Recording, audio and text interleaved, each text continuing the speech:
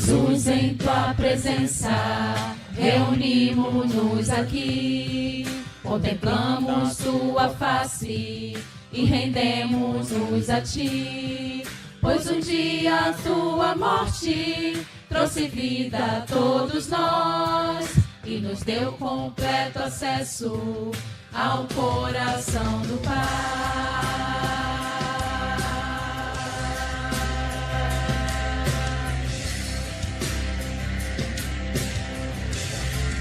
Jesus, em tua presença? Jesus, em tua presença, reunimos-nos aqui, contemplamos tua face e rendemos-nos a ti, pois um dia tua morte trouxe vida a todos nós e nos deu completo acesso ao coração do Pai. O véu que separava já não separa mais, a luz que outrora apagada agora brilha e cada dia brilha mais. Só pra te adorar e fazer seu nome grande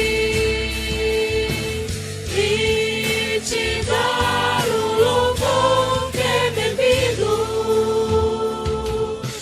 Estamos nós aqui.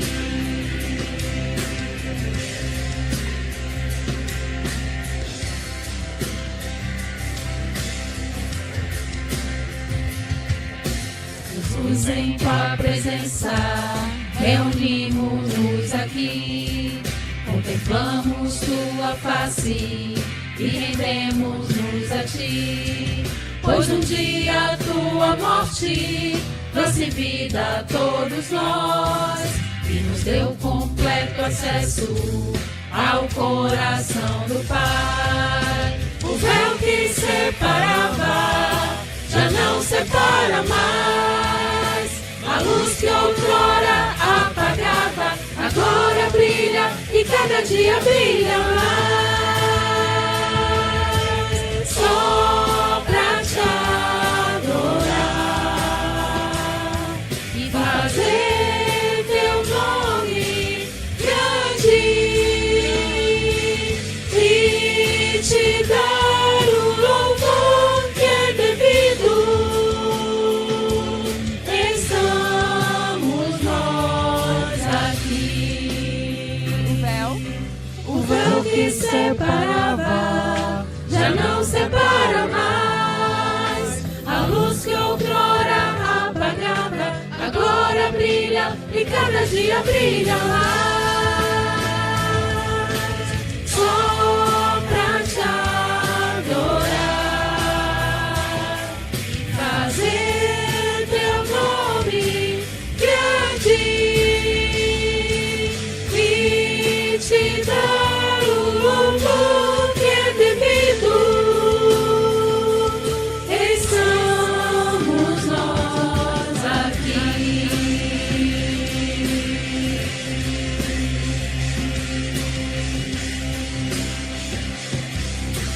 Estamos nós aqui.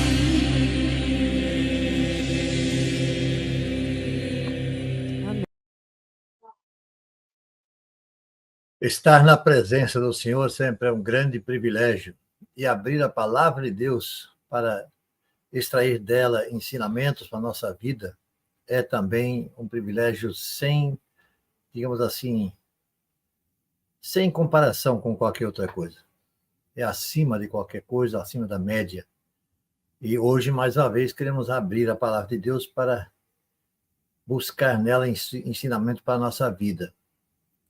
É o capítulo 3 de Provérbios, e vamos ver o que o capítulo 3 pode nos ensinar, o que nós podemos extrair dali de coisa importante para o nosso dia a dia, para ser aplicado no nosso caminhar, né? Somos a Igreja Batista Pérola dos Mares, que se reúne em Paripe, na rua Castro Alves, no 228, no bairro de Paripe, aqui na periferia da cidade de Salvador. Você que mora aqui, que puder nos dar o prazer da sua presença, nós agradecemos muito. Mas se você não mora aqui, mas eventualmente vier a Salvador, então sim, quiser nos dar também a alegria de estarmos desfrutando da sua presença, vai ser gratificante. Deus há de ser engrandecido com isso. Mas, antes de mais nada, eu quero elevar nossos pensamentos a Deus em oração, no tempo que também saúdo a todos que estão nos acompanhando, que estão conosco nas redes sociais, nos prestigiando, que Deus possa abençoar a todos. Vamos orar? Senhor, nosso Deus, nosso Pai Celeste, mais uma vez, nós temos a grande alegria de abrir a Tua Palavra, extrair dela ensinamento para nossas situação, nossa vida, nossa caminhada, as circunstâncias que enfrentamos, que certamente a Tua Palavra sempre é oportuna para nos ensinar, para nos mostrar o caminho, para nos confortar, para nos encorajar. Enfim, a palavra viva, que não envelhece jamais. Muito obrigado pela Tua Palavra e pela oportunidade que temos de nela meditar. Obrigado por esse momento. Também obrigado pelas pessoas que me acompanham, que estão comigo na sala, que já vamos apresentar. E que Tu possas, ó Deus, fazer que cada um de nós contribua e nós possamos falar uns aos outros através daquilo que vem de Ti. Oramos agradecidos em nome de Jesus. Amém. Vamos ver quem que está conosco. Emerson, Fernando. Por enquanto, somos nós três. Vamos à palavra de saudação de cada um.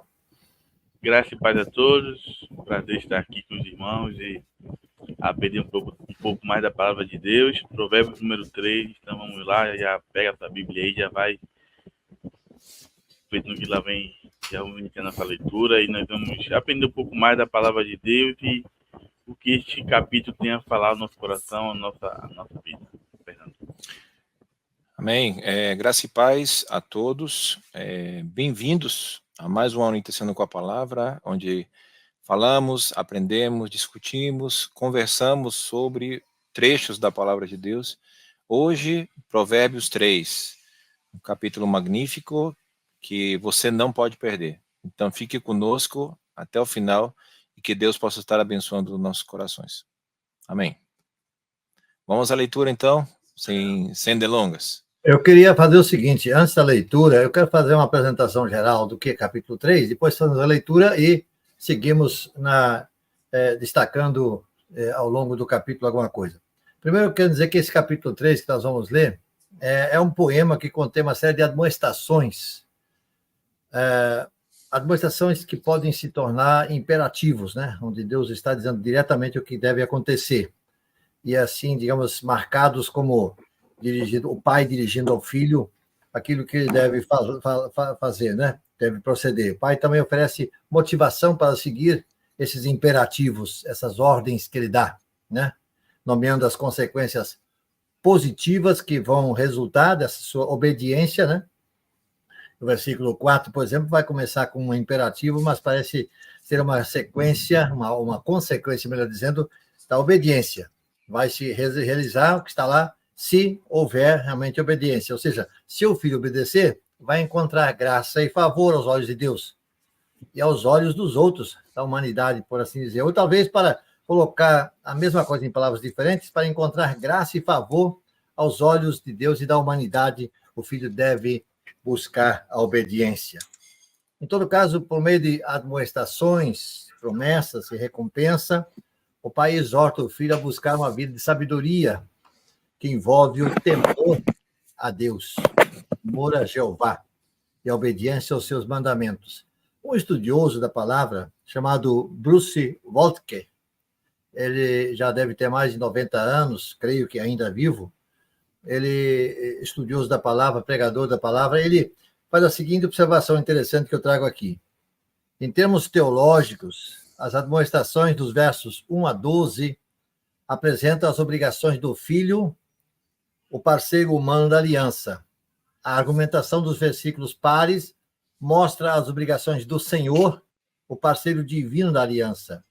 O parceiro humano tem a responsabilidade de manter a ética e a piedade, e o parceiro divino a obrigação de abençoar seu adorador com paz, prosperidade e longevidade, diz Walker, né? Então, o texto ele vai continuar, o tema da busca da sabedoria e compreensão, mas também aborda a importância de viver uma vida moral correta. E temos, então, um resumo dessa palavra, né? Primeiro, começa com o chamado para obedecer os mandamentos de Deus, confiar nele de todo o coração, e aqueles que o fizerem vão encontrar favor e sucesso na vida. Em segundo lugar, prossegue encorajando os leitores a serem generosos e a honrar a Deus com as suas riquezas. Aqueles que derem ao pobre, o pobre vai ser abençoado. Terceiro, também enfatiza a importância de buscar a sabedoria e entendimento e adverte contra o orgulho e a arrogância. Em quarto lugar, fornece orientação sobre como viver uma vida moral e correta, incluindo evitar a violência, o engano e tratar os outros com bondade e respeito. Quinto, aborda ainda a importância da disciplina, tanto na vida pessoal quanto na criação dos filhos. E sexto, termina com a promessa de que aqueles que seguem os caminhos de Deus encontrarão vida, saúde e prosperidade. Então, em termos gerais, enfatiza a importância de confiar em Deus, buscar sabedoria e entendimento, viver uma vida moral certa e correta, e fornece orientação prática sobre como fazer isso, ao mesmo tempo que promete bênçãos e prosperidade para aqueles que seguem esses princípios. É mais ou menos, digamos assim, em termos gerais, o que esse salmo, ou esse capítulo 3 de Provérbios está nos trazendo. Então, vamos à leitura aí, vamos lá. Vamos lá, então. Capítulo 3. Aqui do...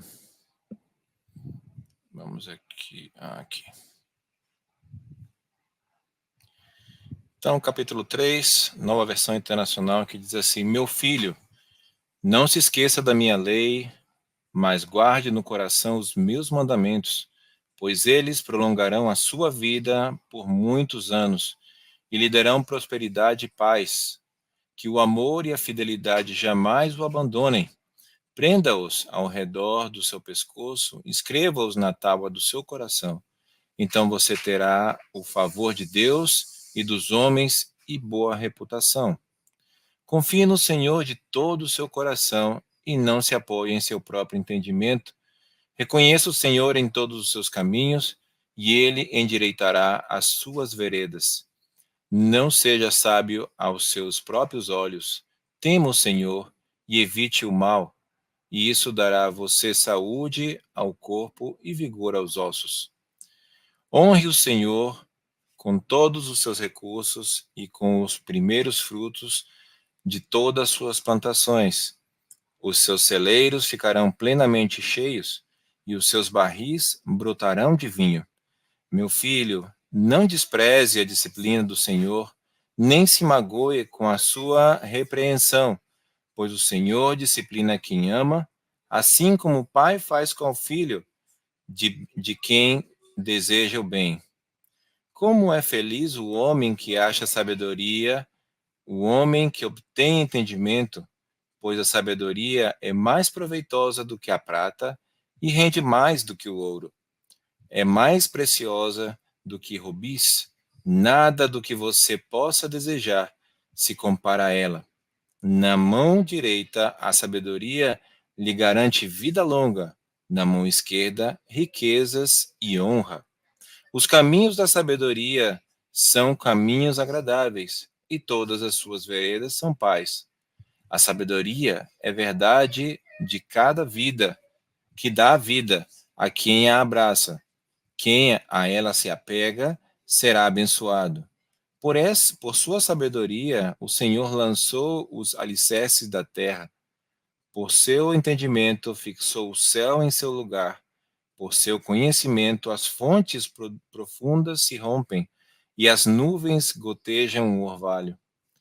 Não temerá o pavor repentino, nem a desgraça que atinge os ímpios, pois o Senhor será a sua segurança e o impedirá de cair em armadilha. quanto lhe for possível, não deixe de fazer o bem a quem dele precisa.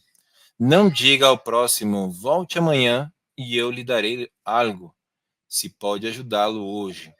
Não planeje o mal contra o seu próximo, que confiantemente mora perto de você. Não acuse alguém sem motivo, se ele não lhe fez nenhum mal.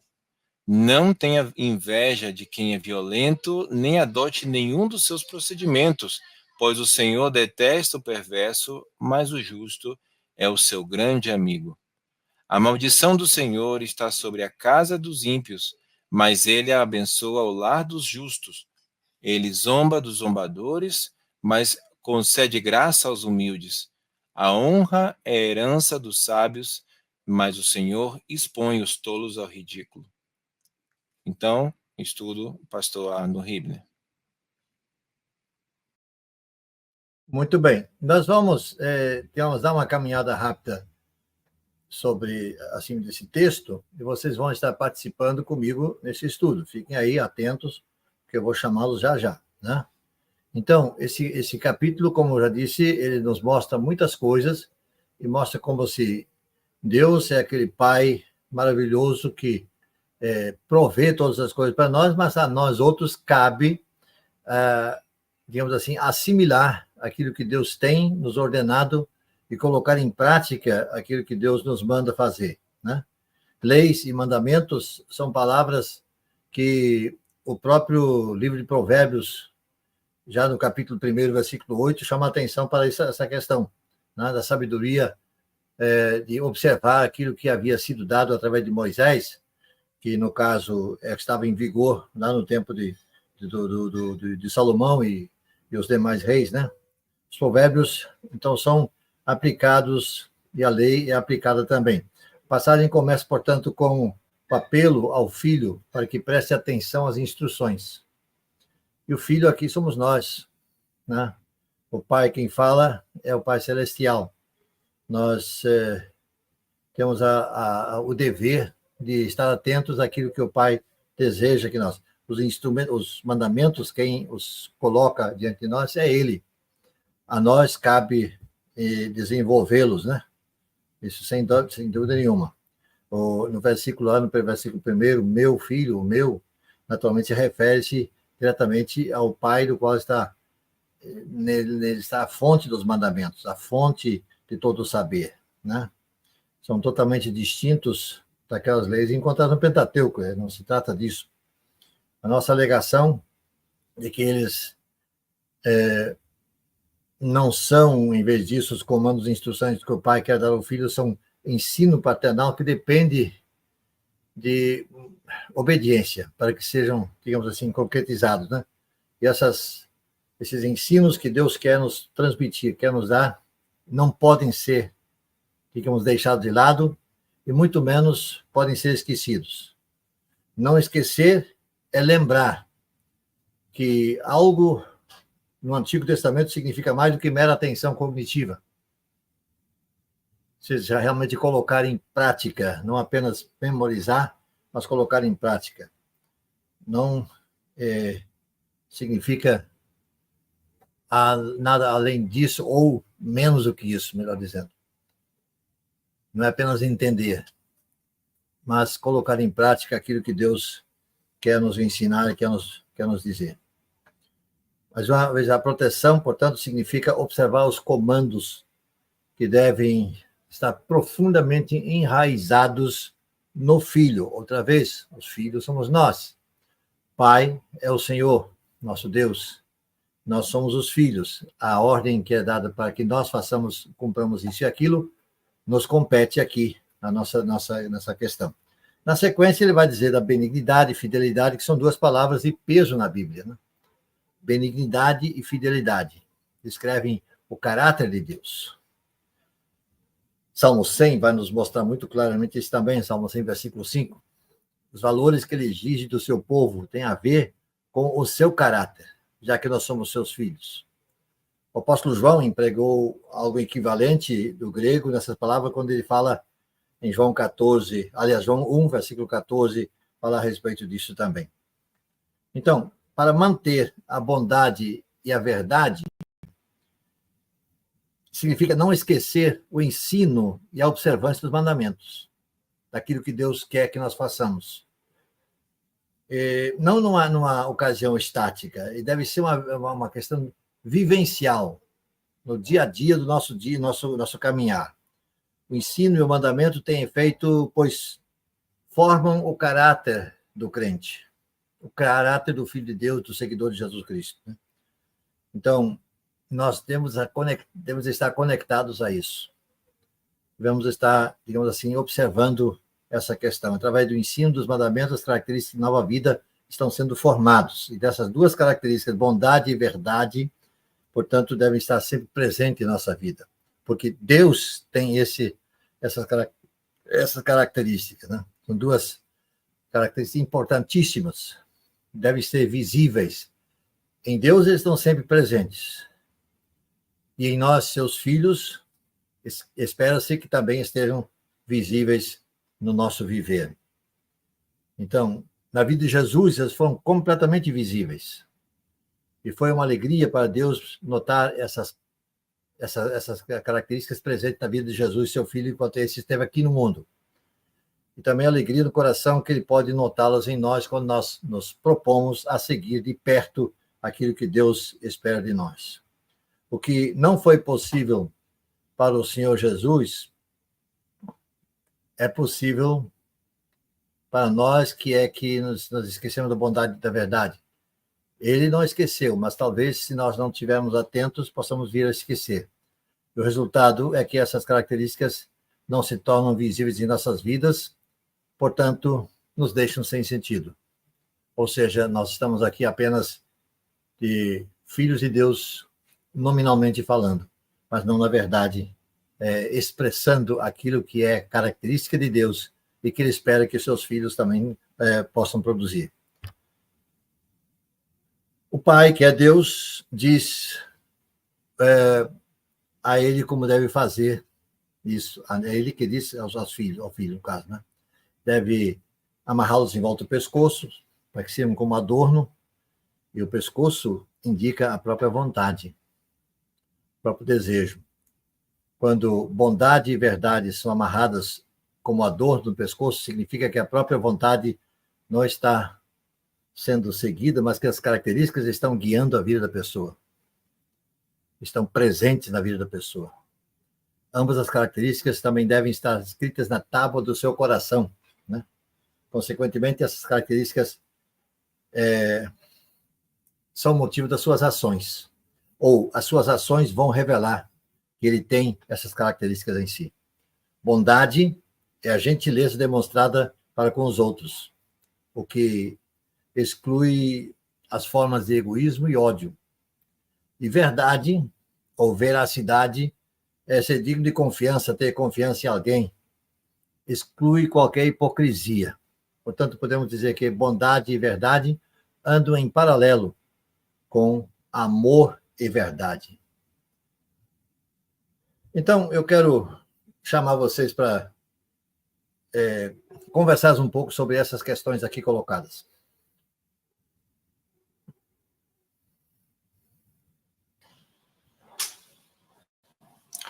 Muito bem, dois assuntos que realmente são características. Uma delas é parte do fruto do Espírito, e a outra é praticamente intrínseca, não fala verbalmente, né, como fruto do Espírito. Então é um tema relevante, né, dentro dos nossos dias, visto que a gente precisa entender que a verdade, ou a veracidade e a bondade, eles têm que estar unidos, né, e baixo esse prisma de um pai que orienta seu filho a ser verdadeiro, então uma orientação que é digna de imitar.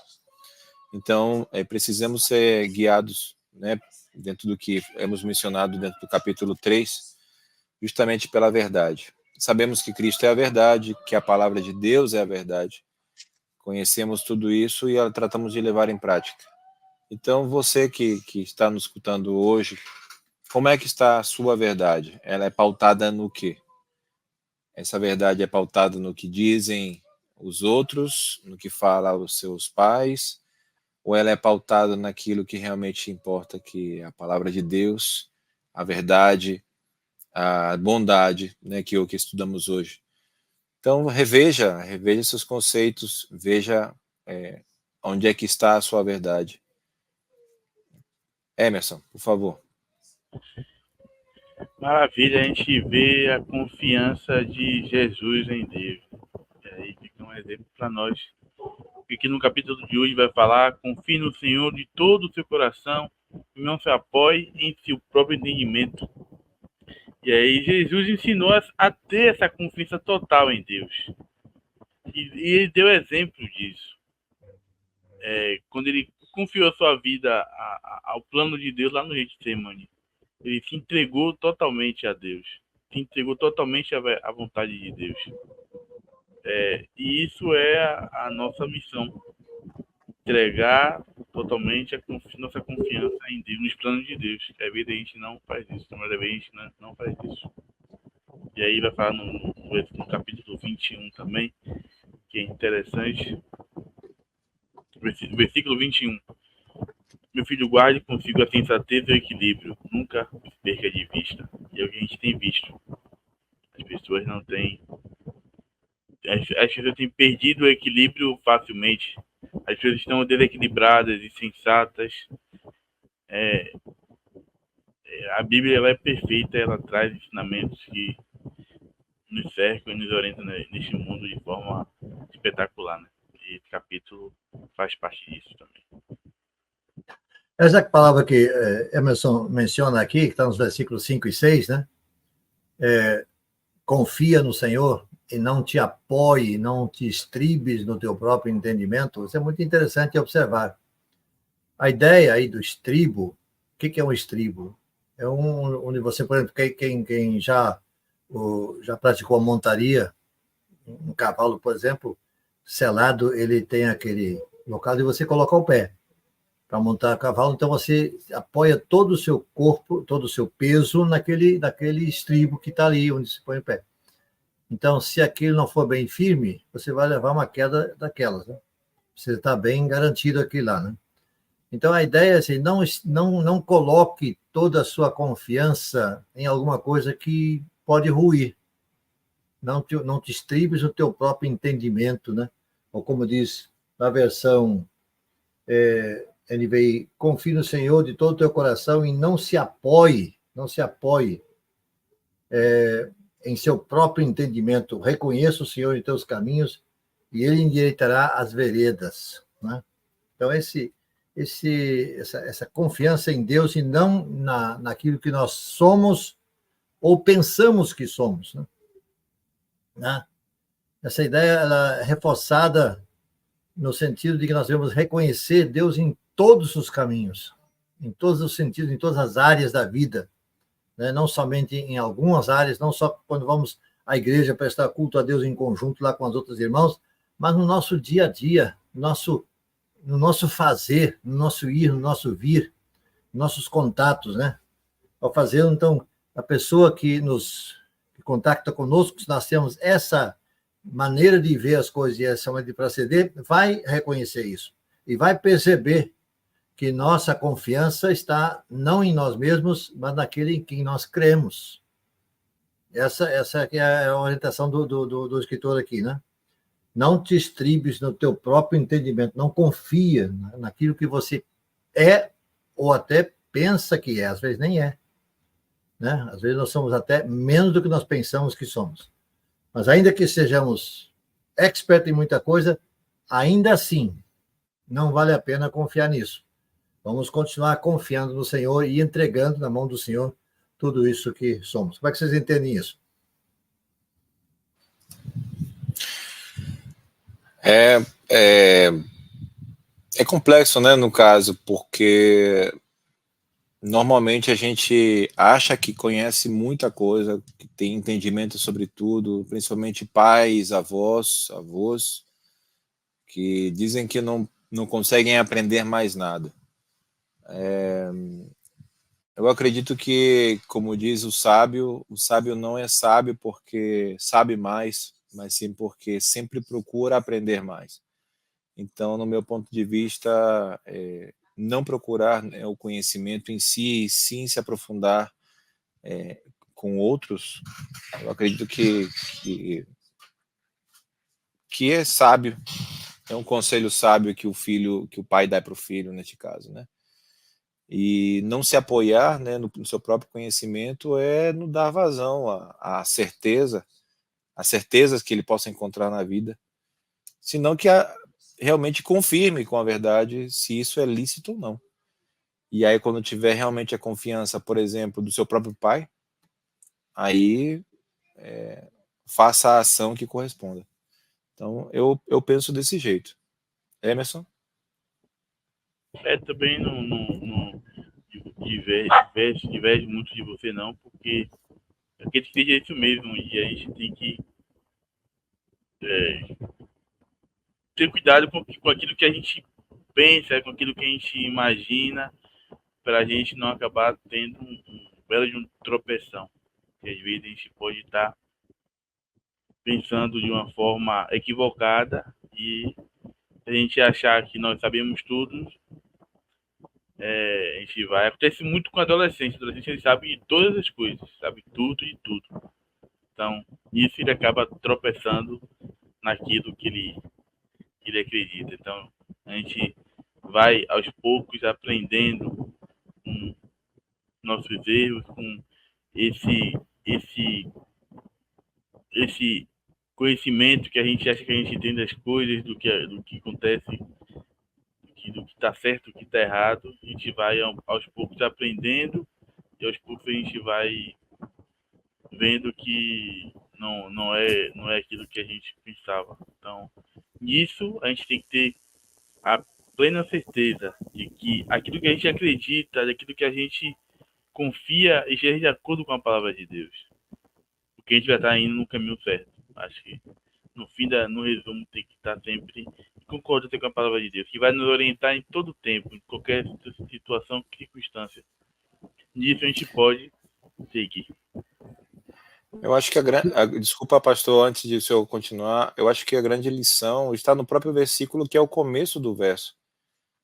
Confia no Senhor. E depois vem a parte que diz, e não se... Como é que diz o verso? Diz, confie no Senhor de todo o seu coração. E depois diz, e não se apoie em seu próprio entendimento. Então a resposta está ali. A primeira parte, confie no Senhor. E depois vem a contraparte, não confie em você mesmo, mas confie no Senhor e de todo o seu coração.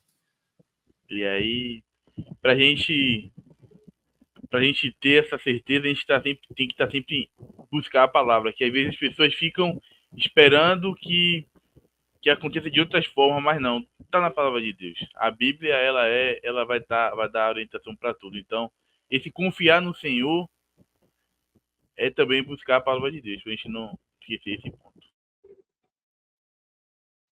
É interessante que quando ele fala dessa necessidade de confiança, lá mais adiante, lá nos versículos 19 e 20, ele fala exatamente que Deus, com a sua sabedoria, fundou a terra, né?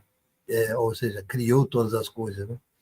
Então, nós não confiamos em qualquer elemento, qualquer ser, não. Confiamos naquele que sabe todas as coisas, que fez todas as coisas, criou todas as coisas, né?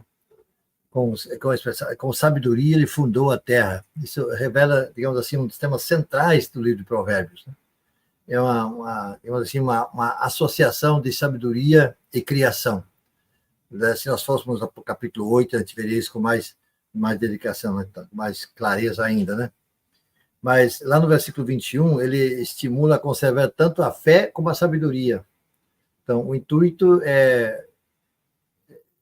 digamos assim, ser semelhante àquilo que o povo de Deus acreditava muito. Ouça, Israel, o que Deus tem a dizer, né? Repetidas vezes nos escritos do Antigo Testamento nós temos essa admoestação. Ouça, fique atento, povo de Israel, ao que o Senhor tem a dizer, né? Então, isso também nos traz essa necessidade de estarmos atentos àquilo que a esse Deus no qual nós cremos, que não é qualquer coisa, mas é um Senhor soberano, todo-poderoso, criador e sustentador, né?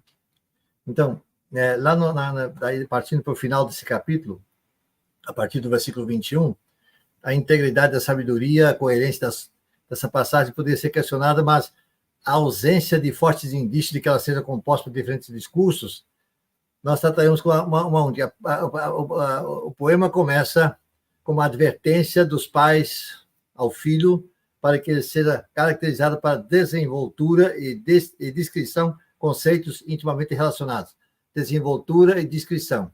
Ser discreto, né? Os versículos 23 a 25 dão uma motivação para fazê-lo, destacando a segurança e a confiança como consequências. E o versículo 26, finalmente, revela que Jeová é que fornece a proteção. Esse Deus, criador e sustentador, nos protege. Ele é o nosso Pai, nós somos seus filhos.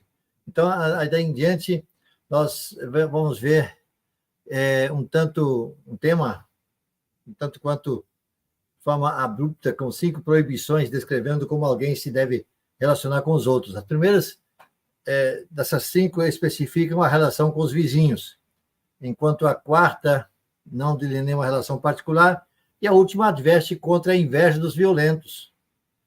A menos que tratemos a sessão como uma unidade separada, devemos entender que esse ensinamento como fornecendo exemplos de como se deve viver por desenvoltura e discrição, ser discretos. E lá nos últimos versículos são motivações para atender às proibições. Se não, essa sessão toda, todos os 4 constatam as consequências negativas da loucura, o desonesto, o perverso, o zombador, o tolo. Essas 4 categorias aí. E a recompensa positiva da sabedoria, do virtuoso, do justo, do necessitado e do sábio, em contraposição às 4 negativas, né? Pode repetir as negativas, que são o desonesto, o perverso, o zombador e o tolo. Em contrapartida, nós temos aí a recompensa positiva da sabedoria, que é o virtuoso, o justo, o necessitado e o sábio. Então, esses versos finais aqui são uma admoestação inicial para nós, filhos de Deus, para buscar desenvoltura e discrição. Nós não temos que estar sendo espalhafatosos, precisamos ser discretos, mas firmes, não confiando em nós mesmos, mas confiando no Senhor, né? Então, ele adverte para deixar seu foco e se afastar do caminho da sabedoria, mas voltar-se sempre focando em Deus. Ele deve ser diligente em seu cultivo de desenvoltura e discrição, como já vimos essa palavra desenvoltura antes dessa coisa. E concordamos que ela é um poder interior que ajuda a escapar de uma correção, que ajuda-nos a viver corretamente sem sermos espalhafatosos. Lá no capítulo 2, versículo 7 de Provérbios, ele é comparado a um escudo, porque protege das vicissitudes da vida. Nós não temos muito esse hábito de escudo, porque nós não temos mais esse problema do tempo deles lá, né, quando foi escrito aqui, que o soldado se protegia muito mais com o escudo. Hoje em dia, nem tanto. Não se vê essa proteção do escudo no braço para se proteger das flechadas, das lanças e tudo mais, que era o recurso que eles tinham na época, né? Então, ele coloca isso como um escudo de proteção, né? O escudo sempre tem a ver com proteção, né? Se surgir um problema, então o destinatário de sabedoria de Deus terá os meios para lidar com isso, né? A palavra hebraica para descrição também tem outro lado do sombrio, como lá no capítulo 30, versículo 11, significa algo como astúcia, né? Nesse contexto positivo, portanto, denota pensar nas consequências de uma ação e escolher o caminho mais eficaz. Astúcia revela isso. Qual é o melhor caminho a seguir? Então, se eu andar com sabedoria, a sabedoria vem de Deus, a fonte é Ele vai me mostrar e vai nos ensinar qual é o melhor caminho a seguir, né? Isso aí precisa ser também considerado com muita atenção. Então, em vez de ignorar as qualidades importantes, ele nos encoraja, a nós, como filhos seus, a fazer essa desenvoltura e sermos discretos, que são elementos cruciais na vida para sermos vitoriosos.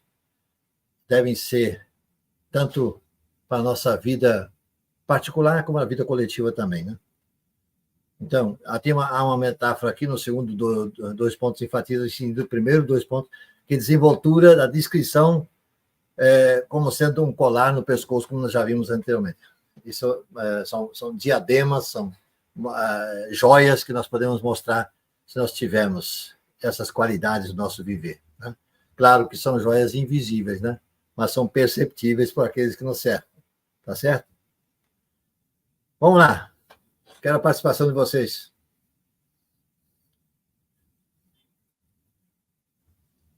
Bom, no chat, o chat hoje tá passivo, né? Então, vamos continuar aqui conversando. Um tema que é comum para todos os versos é confiança. Como foi redatado, né, no verso 5, confia no Senhor, não se apoie. Se você confia no Senhor, você tem segurança. Se você confia no Senhor, você tem sabedoria. Se você confia no Senhor, a maldição não vai cair sobre você. Muito pelo contrário, você terá honra e herança. Então, a palavra-chave aqui é confiança. Se você confia de todo o coração no Senhor, as coisas que hão de acontecer para você serão diferentes. Porque aqueles que confiam no Senhor, são tratados como filhos. E como um filho, o pai ama de paixão. Ama com tudo, com todas as suas forças, porque quer o melhor. Mesmo que você erre, você sempre será considerado um filho. Você nunca será expulso da sua casa. Você sempre será tratado como um filho. Então, nessa posição, eu acredito que devemos aprender a entender o conceito que Deus quer trazer-nos através da confiança, do confiar nele, que aí as coisas vão dar tudo certo. Só que o ponto de partida é aceitar Jesus como Senhor e Salvador de sua vida. Então, se você não aceitou ainda, não perca tempo. Aceite a Jesus e receba, através da confiança no Senhor, todos os benefícios que Ele há de trazer. Problemas haverão? Com certeza. Mas você agora já não está mais sozinho. É isso aí. Emerson. Vamos lá. Essa parte final, eu fico destaco o 27 ao 30. Uma série de orientações que é pertinente para a nossa vida, principalmente para nós que somos cristãos, porque é algo difícil.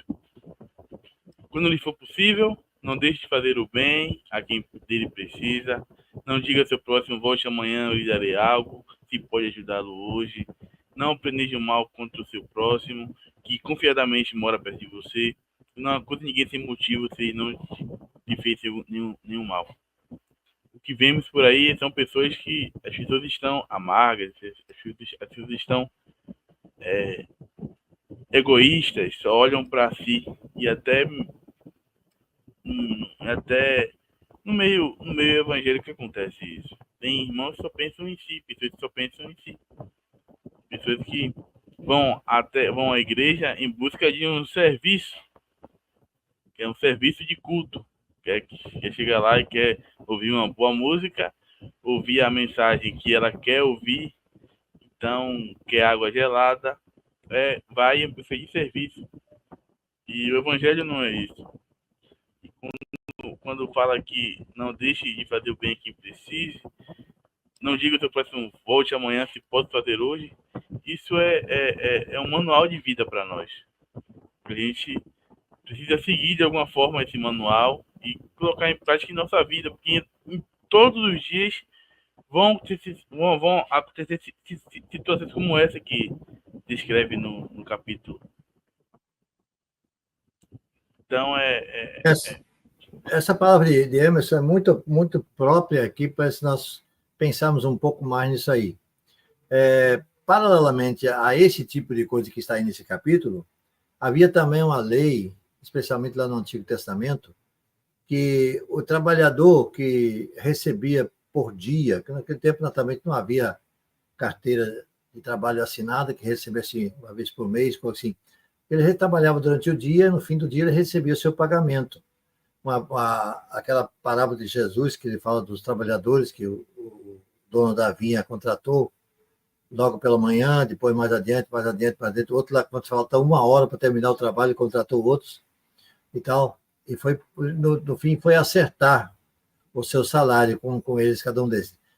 Havia uma lei no Antigo Testamento que o trabalhador não podia deixar de receber o seu valor do dia, porque poderia acontecer que o sustento da sua família dependesse desse valor, desse dinheiro que está ganhando aqui. Então, não caberia ao patrão reter o dinheiro que ele teria que pagar ao seu empregado. E aqui uma coisa assim, quando eu falo do bem ao próximo, que bem pode ser isso aí? Pode ser dinheiro, pode ser outra coisa. Pode ser qualquer outra situação. Pode ser até uma palavra que eu tenha que dirigir à pessoa e que não precisa esperar até amanhã. Eu devo dar essa palavra hoje, né? O bem aqui não é especificado, né? Pode referir-se a qualquer um grande número de coisas na vida, né? Bem ou bom, como diz, pode ser dinheiro ou equivalente a dinheiro, né? Uma ferramenta que o vizinho precise. Eu tenho a ferramenta, não vou usar, mas então vem amanhã. Por que não pode emprestar já hoje, se ele precisa dessa ferramenta hoje, né? Então, poderia fazer uma lista grande aqui do que pode representar esse bem ou alguma coisa que o próximo precisa. O importante é não deixar de atender se eu posso atender. Por que protelar? Se eu posso atender agora, né? Posso fazer esse benefício, que pode ser que isso seja crucial na vida dele.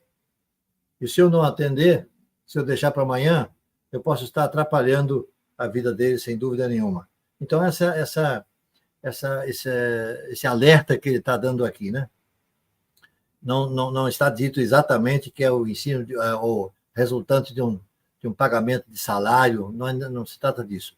Mas alguma coisa que eu posso ajudar o próximo e o que eu não faço hoje, deixo para amanhã. Apenas por um capricho meu, né? Então, isso é combatido aí, né?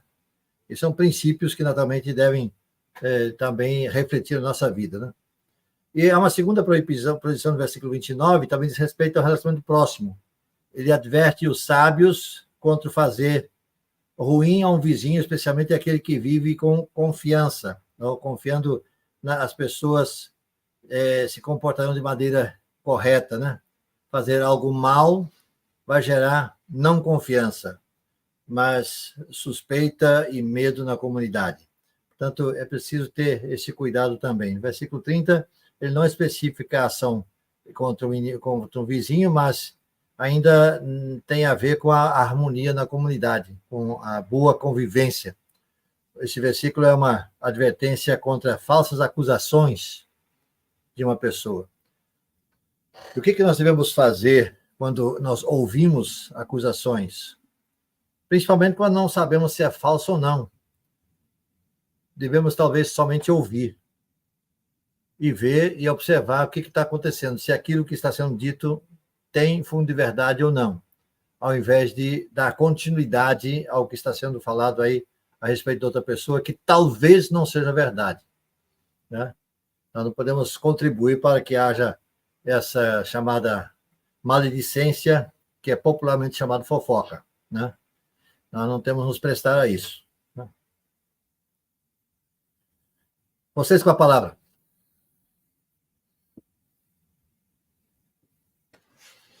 Muito bem.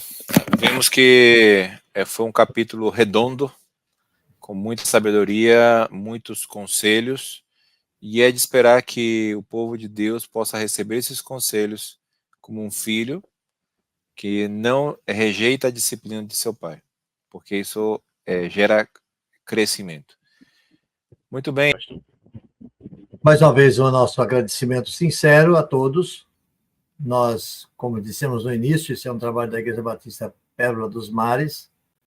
Nossa sede fica ali em Rua Castro Alves, 228, em Paripe. Você é muito convidado, muito bem-vindo, muito bem-vindo a estar conosco nas nossas celebrações, aos domingos à tarde, às 16 horas, da Escola Bíblica, e às 18 horas da celebração.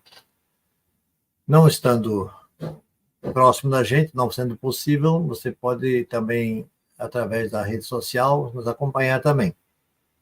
Pedimos que se inscreva, que divulgue, que compartilhe com outras pessoas, para que nós possamos alcançar mais pessoas mais adiante, mais longe da gente. Muito obrigado mais uma vez. Nós queremos concluir orando nesse momento. Senhor, nosso Deus, muito obrigado pela tua palavra. Obrigado porque tu és o nosso Pai. Que nós possamos assumir a posição de filhos e filhos obedientes. Possamos fazer aquilo que a tua palavra nos orienta. Abençoa, Deus, todos que vão ouvir, que estão ouvindo e vão ouvir esse estudo, para que possam crescer no conhecimento e na responsabilidade de ser observadores daquilo que a tua palavra nos manda. Obrigado pela vida de Fernando e de Emerson, que estão comigo aqui nessa sala. Muito obrigado pelas suas vidas, pela forma como tens trabalhado na sua vida, no seu caminhar. Abençoa nossas famílias. Abençoa mais uma vez, pedimos os nossos enfermos, ligados à nossa igreja, ao nosso conhecimento. Toma cada um deles nas tuas mãos, ó Deus. E dá-nos uma noite de paz, dá-nos uma vida de paz na tua presença, e que nós possamos, através do nosso andar, do nosso caminhar, do nosso fazer, proclamar o reino de Deus na face da terra. Em nome de Jesus. Amém.